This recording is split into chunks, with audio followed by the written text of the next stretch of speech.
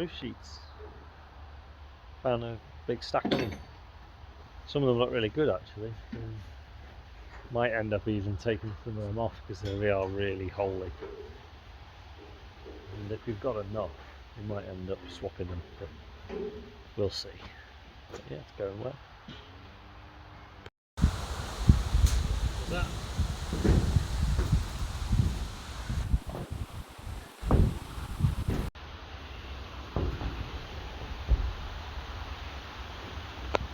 Yeah, just nearly finished the roof.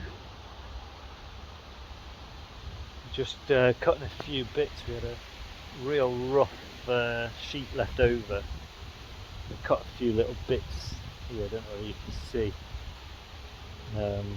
Just 3 strips to cover some big, like fish shape holes. But the bloody every battery we had ran out just getting these cut. So we're just waiting for a battery to charge before we can screw them down. So just been around with me silicone and glued up all the screw holes, the old holes. And yeah, I don't think we're that far off being watertight. So there wasn't much left over in terms of anything really. We've used every piece of scrap we've got. This area of the roof here is right patchwork quilt. Just that gap to keep rearranging all the sheets till we could get them all lined up to cover up the holes. Well, I think we've done it. So yeah, I'm quite pleased.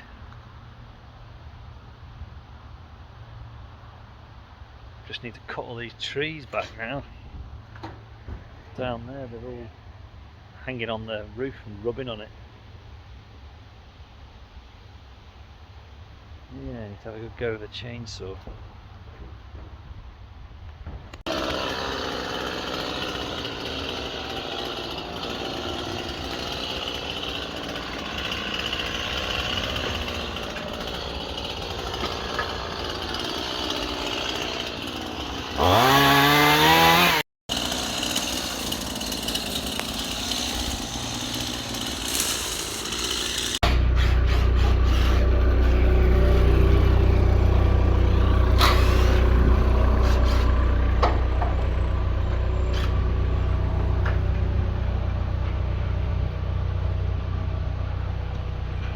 Yeah, we're just taking that wooden Yorkshire boarding off because there's not a lot of point in it being there anymore. It might as well be on the end of this bay. So just put like a diagonal piece on it to stop it twisting and hopefully lift it off in one go. I have done it before. It used to be on two bays down where those gates are. That's where it started out life, and we moved it in the same way that we're going to move it now.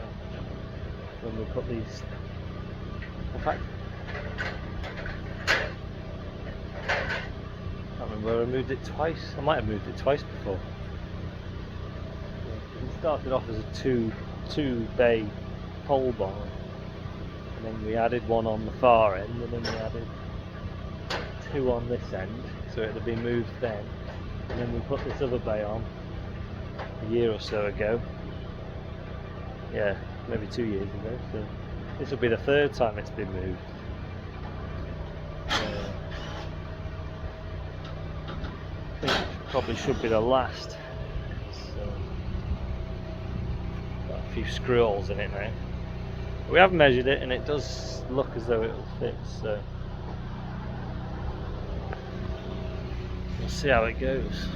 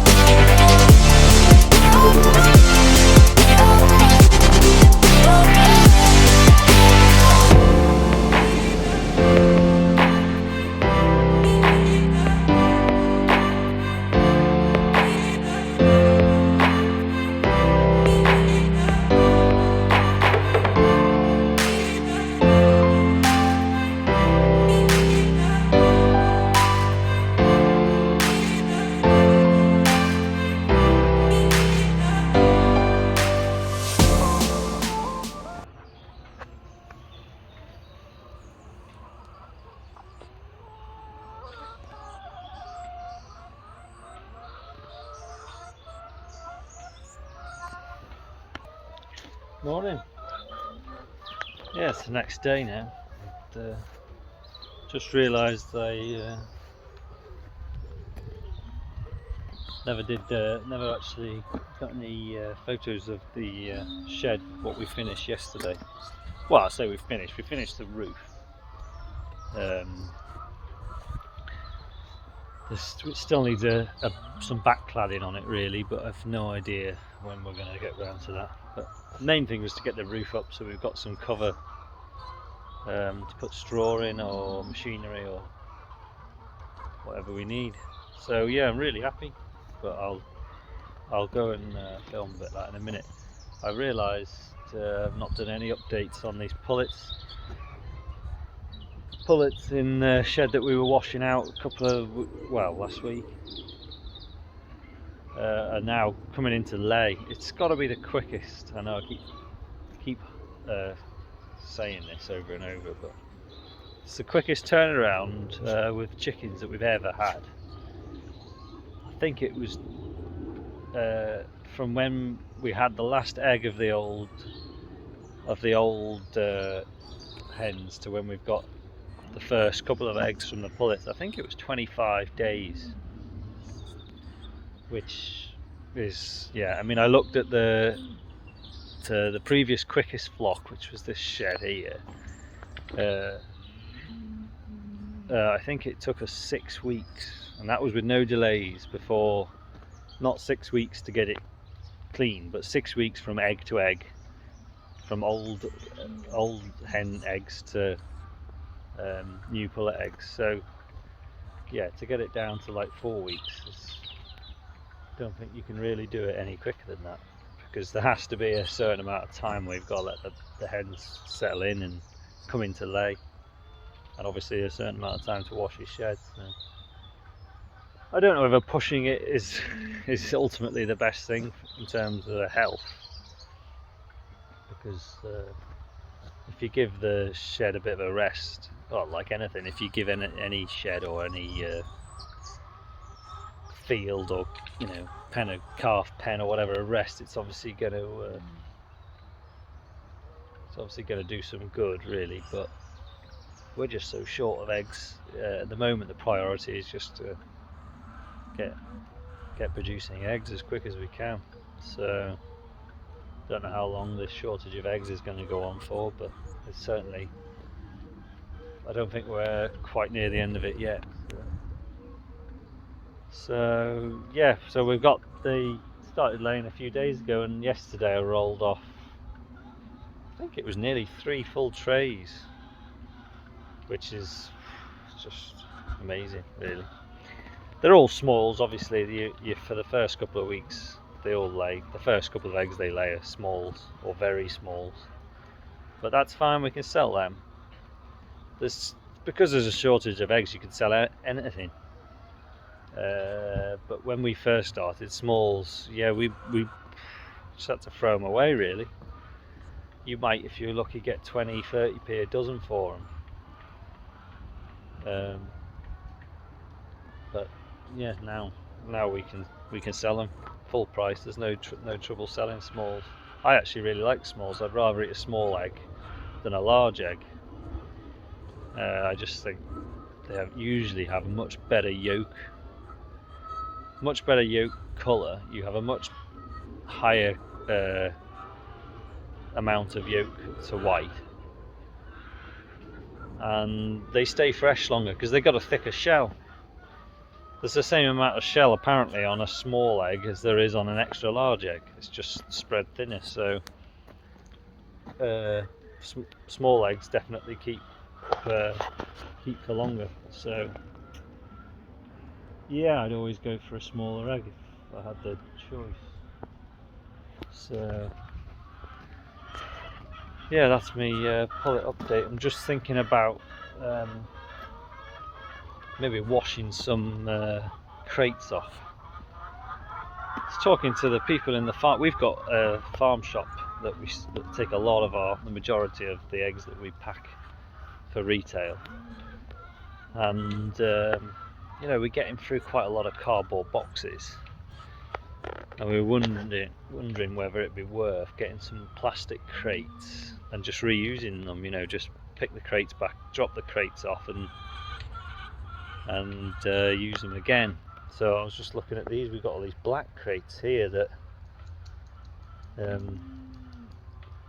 well, not to joke, but they actually probably are family heirlooms now, because we've had these. These used to come from Holland. The Dutch crates that we used to buy, like, well, my granddad used to buy plants, bare root plants, and my mum from Holland, in these crates, and you know, they would go back. You get one big, like, lorry load every year, I think, and then they'd go back. I think the following year they'd take them back again and bring you another load. But obviously, the last time we ever had them, we ended up with a load of these black crates, and we use them for all sorts of things over the years. You know, they're just really strong crates. I mean, I think they're made in, one of them's got a date on it, I think it says 1998. I mean, and they're like the day that they were made. 98, that says on it, so that could be the year it was made. Yeah, we've used them for all sorts of things.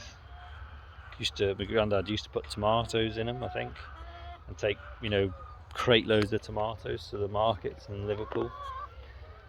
And more recently, I've been using them as chicken crates when we used to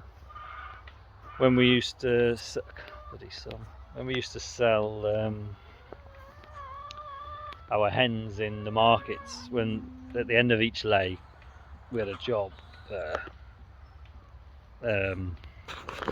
rehoming the chickens, so we used to take them to, back when there was poultry markets everywhere before the bird flu kicked off, I'd put like 100 in crates on a little trailer or in my Land Rover and take them up there and sell them. They wouldn't make a lot of money, but it was just a way of getting rid of them. So that's what I use these crates for. And since then they haven't had much of a use, so I'm just wondering whether I'm rambling on a bit, whether it's worth washing a few of them off and maybe using them to put my eggs, you know, half dozen packs of eggs in to take to the farm shops. So I might wash a few off and give it a trial run.